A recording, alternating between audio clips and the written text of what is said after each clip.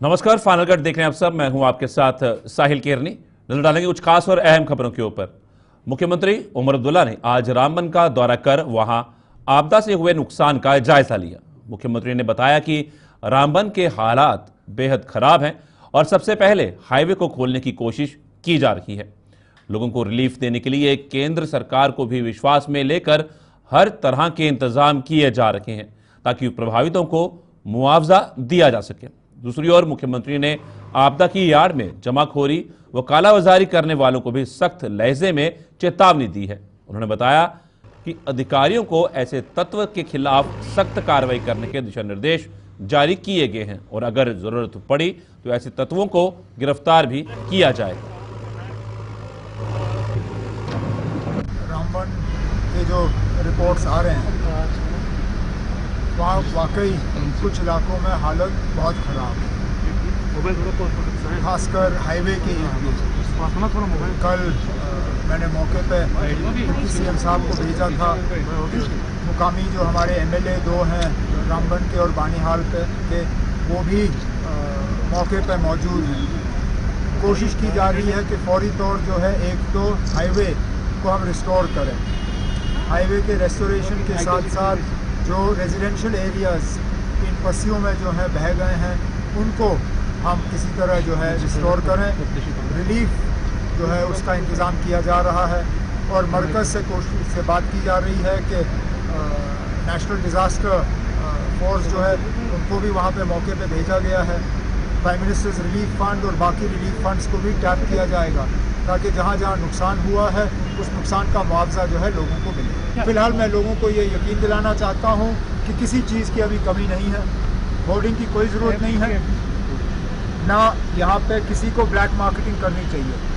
हुकूमत को, अफसरों को वाज़िया हिदायत दी गई है कि जहाँ पे भी ब्लैक मार्केटिंग हो, जहाँ पे भी अननेसेसरी जो है कीमतें बढ़ाई जा रही हैं, वहाँ सख्त पाबंदी जो सख्त कार्रवाई की जानी चाहिए। इसमें पुलिस को शामिल करके उनके खिलाफ केस की जानी चाहिए और अगर कहीं पे गिरफ्तारी ज़रूरी पड़े तो उनको गिरफ्तार करना चाहिए। अगर कहीं पे भी, मैं आप सबके ज़रिए लोगों को ये कहना चाहता हूँ, अगर कहीं पे भी ब्लैक मार्केटिंग की शिकायत आ रही है, मेहरबानी करके हुकूमत तक वो शिकायत पहुँचाइए ताकि हम उनके खिलाफ कार्रवाई करें। श्रीनगर जम्मू का हाईवे बंद है, मुगल रोड फ़िलहाल खुला है। मुगल रोड के ज़रिए अगर ज़रूरत पड़े तो हम सामान ला सकते हैं, लेकिन आज भी हमें उम्मीद है कि एक दो दिन के अंदर अंदर कम से कम वन वे ट्रैफिक। रामबन में बादल फटने की घटना में मारे गए लोगों के परिवार से संवेदना व्यक्त करते हुए पीडीपी की अध्यक्ष महबूबा मुफ्ती ने ऐसी आपदाओं के लिए जंगलों को काटने व प्रकृति के साथ छेड़छाड़ को जिम्मेदार ठहराया है। महबूबा मुफ्ती ने पीडीपी कार्यकर्ताओं को ग्राउंड जीरो पर जाकर लोगों की मदद करने के दिशा निर्देश जारी किए हैं। जम्मू में आज एक प्रेस कॉन्फ्रेंस के दौरान महबूबा मुफ्ती ने सरकार से भी पीड़ितों को सुरक्षित जगहों पर शिफ्ट कर उन्हें जल्द से जल्द मुआवजा देने की मांग की। उन्होंने पिछले दिनों आए आंधी तूफान से प्रभावित हुए किसानों और बागवानों को भी उचित मुआवजा देने की जरूरत पर बल दिया।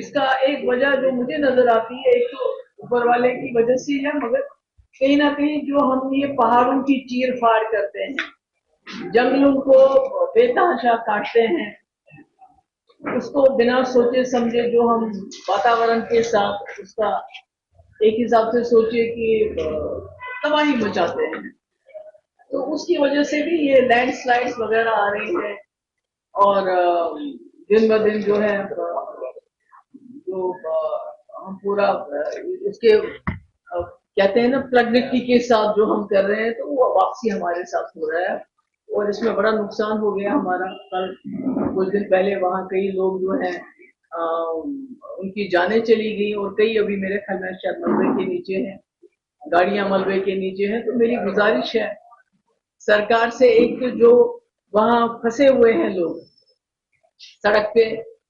उसका एक तो मलबा बड़ी जल्दी जल्दी हटाया जाना चाहिए ताकि हो सकता है अगर अल्लाह ताला चाहे, ऊपर वाला चाहे, कोई जान बच भी सके। और दूसरा जो वहाँ बच्चे हैं, औरतें हैं, बुजुर्ग हैं या जवान भी हैं, तो उनके तब तक बचाव का, खाने पीने का जो है अरेंजमेंट किया जाए। और मैंने अपने हमारे पार्टी के जो जनरल सेक्रेटरी हैं जो उसी एरिया के हैं, इम्तियाज शान, उसको भी मैंने बताया कि अपनी टीम लेके जाए, क्योंकि अभी तो वहाँ रोड बंद था उस गांव की तरफ। मैंने कहा वहां जाके जो भी हो सकता है मदद वो करनी चाहिए। तो दूसरा, जैसे अभी कुछ दिन पहले यहाँ जम्मू में भी तूफान आया था, झालाबारी हुई, यहाँ भी मेरे ख्याल में जो हमारे जो बासमती है, जो हमारे आम के पेड़ वगैरह है, उस पर बड़ा नुकसान हुआ, बहुत नुकसान हुआ। और कश्मीर में भी हाल ही में बहुत ही ज्यादा झालाबारी हुई, और खासकर जो कश्मीर का सेब है और जो बादाम की इस वक्त वो फूल लगे हुए थे, उसको बड़ा नुकसान पहुंचा है। और जैसे आप सभी लोग जानते हैं कि जम्मू कश्मीर की रीढ़ की हड्डी है हॉर्टिकल्चर, तो उसको बड़ा नुकसान पहुंचा है। जब मैंने देखा वो जिस तरह वो फूल सारे जमीन पे पड़े हुए थे छोटे छोटे, जिसमें सेब के वो फूल थे, बादाम के वो फूल थे, तो कहीं ना कहीं दिल दहल जाता है उसको देखे। तो इसमें मैं समझती हूँ कि सरकार को हर जगह टीम भेज के देखना चाहिए कि कितना नुकसान की हम भरपाई कर सकते हैं, कितना हम आगे चल के किसानों को, चाहे वो जम्मू में है चाहे कश्मीर में है, कि उनकी क्या मदद कर सकते हैं। उनको जो दवाइयां हैं, खाद है, क्या वो हम कम से कम कीमत पे उनको दे सकते हैं, ताकि उनका जो बोझ अभी है, जो इससे नुकसान हो गया कहीं ना कहीं। पुरमंडल इलाके में आज कुछ संदिग्धों को देखे जाने की सूचना मिलने पर सुरक्षा बलों ने वहां सर्च ऑपरेशन चलाया। 2 से 3 संदिग्ध दिखने की सूचना पर सुरक्षा बलों ने पूरे इलाके को घेरकर तलाशी अभियान शुरू कर दिया। हालांकि अभी तक किसी भी संदिग्ध के पकड़े जाने की कोई सूचना नहीं है। इस अभियान में जम्मू कश्मीर पुलिस, सीआरपीएफ और सेना भी शामिल रही।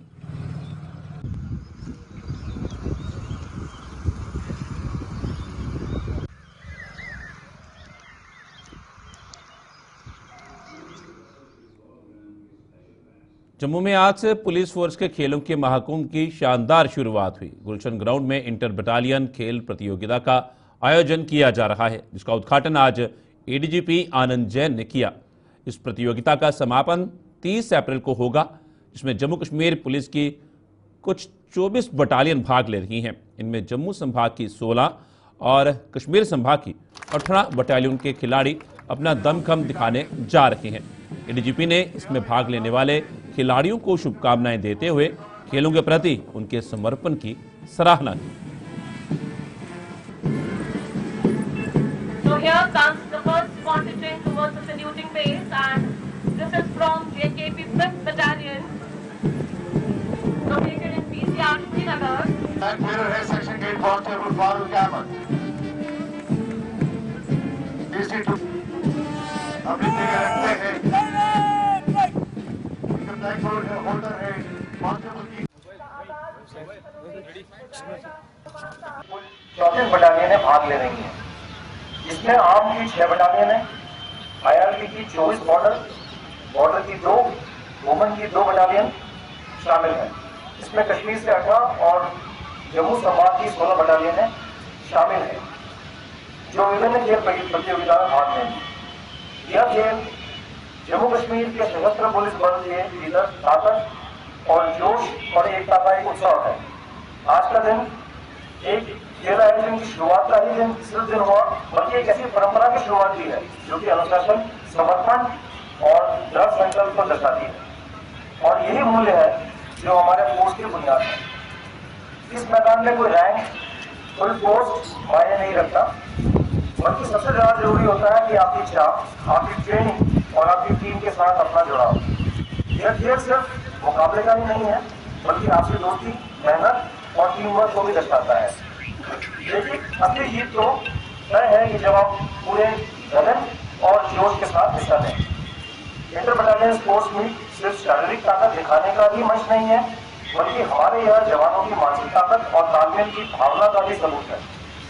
यहाँ मौजूद हर खिलाड़ी हमारी फोर्स की फिटनेस, एकता और पेशेवर तरीके से कार्य करने का जज्बे को भी दिखाता है।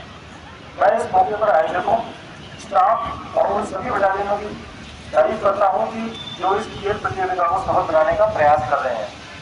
मैं सभी प्रतिभागियों से यह कहना चाहूँगा कि आप खेल के पूरे लक्ष्य से।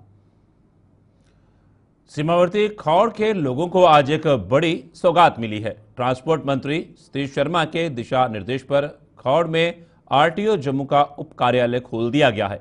इस कार्यालय का उद्घाटन आज मंत्री सतीश शर्मा ने करते हुए स्थानीय लोगों को मुबारकबाद दी। ये उप कार्यालय यहाँ खुलने से स्थानीय लोगों के आरटीओ से संबंधित सभी काम अब इसी कार्यालय में संभव हो पाएंगे और उन्हें जम्मू आने की जरूरत नहीं पड़ेगी। जम्मू के आरटीओ जसमीत सिंह और एआरटीओ संदीप सिंह भी इस मौके पर मौजूद थे।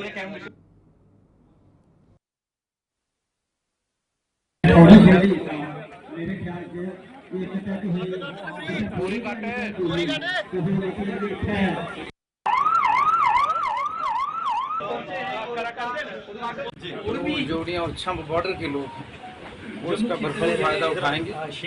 लोगों को यहाँ से चलकर कम से कम 100 किलोमीटर का सफ़र तय कर टेल एंड से जाना पड़ता था और छोटे छोटे इश्यूज़ के लिए वहाँ पर कई दिन महीनों वेट करना पड़ता था। तो मैं कहूँगा ये सहूलत ज़रूर होगी और डिपार्टमेंट को मुबारकबाद दूँगा। इन्होंने ये हमारे कहने पर हमें सौगात दी है। ये सरहदी लोग हैं जो बगैर वर्दी इस मुल्क की हिफाजत कर रहे हैं। आज अगर गाड़ियों का ट्रायल यहाँ होगा, बाकी ग्रीवेंसेस जो भी होंगे, कोई थोड़ी नहीं होती, any query related to transport department, चाहे वो लाइसेंस बनना हो और भी दुनिया भर की फिटनेस का तो यही होगा। तो वो यही होगा। कल को अगर जैसे कह रहे हैं कि वीडियो के लेना है, तो वहाँ भी अगर टैंक वैंक चलाने पड़ेंगे तो यहाँ से तैयार करके हम अपने वीर सपूत उनको सरहद पे लगा देंगे। हम तो आगे सरहद पे रहते हैं। मुझे लगता है बहुत बड़ी सौगात आप सबको, मेरे प्रेस बंधुओं को, आरटीओ साहब, एआरटीओ साहब, मेरे डिपार्टमेंट और सारी हमारी जो टीम हमारे साथ चली है, जो मुतल्ला साहब की सदारत में, उनकी क़यादत में हम चल रहे हैं। हम कोशिश करेंगे लोगों को इसका फ़ायदा हो और आने वाले। जम्मू के पूर्व मेयर राजेंद्र शर्मा ने जम्मू नगर निगम की कार्य प्रणाली पर सवालिया निशान लगाए हैं। राजेंद्र शर्मा ने जम्मू में आज पूर्व पार्षदों को साथ लेकर निगम के कार्यालय परिसर में प्रदर्शन कर अधिकारियों पर जिम्मेदारियां सही ढंग से ना निभाने का आरोप लगाया। उन्होंने स्ट्रीट लाइटों के रखरखाव सहित कई अन्य मुद्दों का हवाला देते हुए आरोप लगाया कि नगर निगम की मनमानी का खामियाजा आम लोगों को भुगतना पड़ रहा है।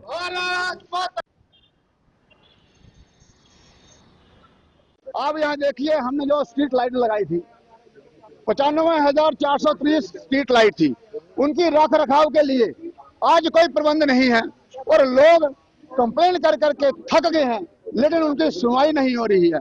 जब हमने ये कार्यभार छोड़ा था तब इधर से अधिकारी फोन करते थे कि बताएं आपको क्या प्रॉब्लम है, कौन सी स्ट्रीट लाइट को हमको ठीक करना है, लेकिन आज कोई पूछने वाला नहीं है। दूसरा, जो हमारे वाटर टैंकर्स है उसको ऐप पे रख दिया गया है। ऐप में लोग उसमें अपनी प्रायोरिटी देते हैं, लेकिन उसमें सबसे बड़ी बात यह है कि वो वेरीफाई कौन करेगा कि जिसने एप्लीकेंट जो है वो जेन्युइन है कि नहीं है। पहले कारपोरेटर को मालूम होता था कि मेरे वार्ड में कौन गरीब है कौन अमीर है, क्योंकि ये सब्सिडाइज रेट पे पानी मिलता है तो वो एसेंशियल कमोडिटी होगी और एसेंशियल सर्विसेज हमेशा उसको मिलती है जो जरूरतमंद हो। तो उसमें एक बहुत बड़ी घोटाले की बात है कि ये जो प्रायोरिटाइज किया गया है वो सही नहीं हो रहा है और लोगों को सुविधा नहीं मिल रही है। उनके पास 43 टैंकर्स हैं, 9 टैंकर्स जीएमसी के हैं जो अभी चला ही नहीं रहे और बहाना ये दे रहे हैं कि ये फिटनेस सर्टिफिकेट इसके पास नहीं है। भाई आरटीओ ने लिख के दिया हुआ है कि ये फिटनेस सर्टिफिकेट नहीं चाहिए इनके लिए, तो फिर आपने रोक के क्यों रखे हुए हैं? इतना पैसा क्यों बर्बाद कर रहे हैं? यहाँ 18 सेक्शन है, सिर्फ उसी को रिस्ट्रक्चर कैसे किया? और जो उसका रीऑर्गेनाइजेशन हुआ था वो हुआ था with the approval of a house. अब उसको किसने ये पावर दी? और उसने जो प्रिंसिपल सेक्रेटरी हैं उनके ऑर्डर को भी ओवररूल किया। तो ये क्या है? ये तो तानाशाही है और तानाशाही हम नहीं सहन करेंगे। मांग क्या करते हैं आपके? किस तरह की कार्रवाई की मांग ये है इन डिपार्टमेंटों में सुधार किया जाए और जो कानून के हिसाब से काम है वो होना चाहिए। अब हम इन्हीं इश्यूज को लेके रिटर्न में उमर अब्दुल्ला जी को भी मिलेंगे क्योंकि वो इनके मंत्री हैं हाउसिंग अर्बन के, और एलजी साहब से भी मिलेंगे और कार्रवाई करवाएंगे। अब हम चुप बैठने बात। अब सबका स्वागत है, बढ़ते हैं आगे। बाबा साहेब भीमराव अंबेडकर के जन्मदिवस के उपलक्ष्य पर भाजपा द्वारा मनाए जा रहे पखवाड़े की एक कड़ी के तहत डोडा में आज एक सम्मेलन का आयोजन किया गया। भाजपा के वरिष्ठ नेता बलदेव सिंह बलौरिया की अध्यक्षता में आयोजित इस सम्मेलन में वक्ताओं ने बाबा साहेब के प्रति कांग्रेस की नीतियों को उजागर करते हुए उसे बाबा साहेब के साथ अन्याय करने का जिम्मेदार ठहराया। इस सम्मेलन में भाजपा की डोडा इकाई के भी कई नेता शामिल हुए जिन्होंने बाबा साहेब की जीवनी पर प्रकाश डाला। भारतीय जनता पार्टी डॉक्टर भीमराव अम्बेडकर जी का पखवाड़ा जो मना रही है 15 तारीख से लेकर 25 तारीख तक हर जिला में, हर मंडल में जो कार्यक्रम करने थे, उनकी जीवनी पे चर्चा करनी थी। आज जिला डोडा में बाबूराम जी की अध्यक्षता में जहाँ पे एक वर्कशॉप हुई है, इसमें पार्टी के वरिष्ठ कार्यकर्ता बहुत सारे सामाजिक लोग भी थे और उनकी जीवनी पे चर्चा की गई। किस तरह कांग्रेस ने संविधान का गला घोंटा, जिस संविधान को हाथ में पकड़ के लहराते हैं उसी संविधान को किस तरह कांग्रेस ने कुचला है, किस तरह भीमराव अम्बेडकर जी के साथ इन लोगों ने उनको कितना प्रताड़ित किया था। भारत रत्न वो डिजर्व। बिश्ना के गांव देवली में आज संदिग्ध परिस्थितियों में आग लगने से करीब 240 एकड़ जमीन पर लगी गेहूं की फसल जलकर राख हो गई। आग लगने की सूचना मिलते ही दमकल कर्मी मौके पर पहुंचे और आग पर काबू पाया, लेकिन तब तक बहुत देर हो चुकी थी। पीड़ित किसानों ने आरोप लगाया है कि एक साजिश के तहत ये आग लगाई गई, इसकी जांच होनी चाहिए। उन्होंने प्रशासन से उन्हें हुए नुकसान का जायजा लेकर जल्द से जल्द मुआवजा देने की मांग की। आखिर होएदा तो कुछ है ही है, जिस वजह कन्नै इत्थै ढेरै तो अग लगी है। ये सारा रौका जिन्ना पिच्छा दिक्खा दे, ये सारा ही 15-20 मतलब 20-25 घमां दा अजे तक फिलहाल जेह्ड़ी मौके पर है वो जली चुकी है। ते तहसीलदार साहब और SHO साहब वगैरह डिपार्टमेंट कन्नै साढ़े अग्गे इयो विनती हत्थ जोड़ियै कि जेह्ड़ा साढ़ा मुआवजा है जां साढ़ी जेह्ड़ी फसल खराब होई दी, जिंदी 2-2 कनाला भी पैली बिच सड़ी दी है, जिंदी कमाक खंड है, ते एह् सारा कसूर कि हून गुज्जर जां बिजली डिपार्टमेंट ये सानू अस कुछ नहीं आखदे, अस ये है कि शैतानी को। उधमपुर की धनौरी पंचायत में भी संदिग्ध परिस्थितियों में आग लगने से एक दुकान पूरी तरह से नष्ट हो गई। आग लगने से दुकान में रखा सामान जलकर राख हो गया। सूचना मिलने पर दमकल की गाड़ी मौके पर पहुंची और आग पर काबू पाया, लेकिन तब तक बहुत देर हो चुकी थी। ये आग किन परिस्थितियों में लगी, पुलिस इसकी जांच कर रही है। ये रात को मेरे पापा इधर दुकान बंद करके घर गए तो कोई 9:30 पौने 10 के करीब फ़ोन आया कि ऐसे ऐसे आपकी दुकान में आग लग गई है।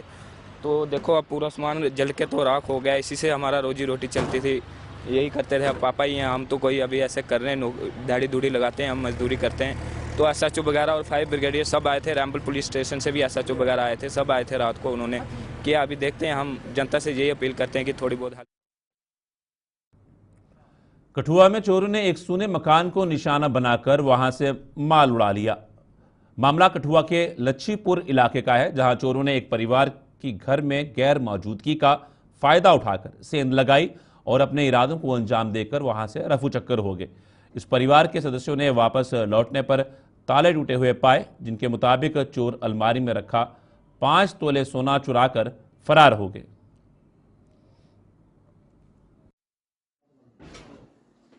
ਤੇ ਉਸ ਟਾਈਮ ਸਾਡੇ ਅਸੀਂ ਪੂਰੇ ਲਾਕਿੰਗ ਕਰਕੇ ਗਏ ਆਪਣਾ ਸਾਰਾ ਸਮਾਨ ਤੇ ਆਣ ਕੇ ਸਵੇਰੇ 6 ਵਜੇ ਘਰ ਆਇਆ। ਆਣ ਕੇ ਦੇਖਿਆ ਸਾਡਾ ਦਰਵਾਜ਼ਾ ਜਿਹੜਾ ਬਾਹਰਲੀ ਡੋਰ ਸੀ ਜਾਲੀ ਵਾਲੀ ਉਹ ਬੰਦ ਸੀ ਤੇ ਅਸਾਂ ਸੋਚਿਆ ਵੀ ਕਿਉਂ ਲਾਕ ਲੱਗਿਆ ਉਸ ਨੂੰ। ਤੇ ਫਿਰ ਪਿਛਲੇ ਪਾਸੇ ਅਸੀਂ ਦੂਸਰੇ ਪਿਛਲੇ ਪਾਸੇ ਬਰਾਂਡਾ ਸੀ, ਪਿਛਲੇ ਬਰਾਂਡੇ ਤੇ ਗਿਆ। ਉੱਥੇ ਜਾ ਕੇ ਅਸਾਂ ਦੇਖਿਆ ਕਿ ਸਾਡੇ।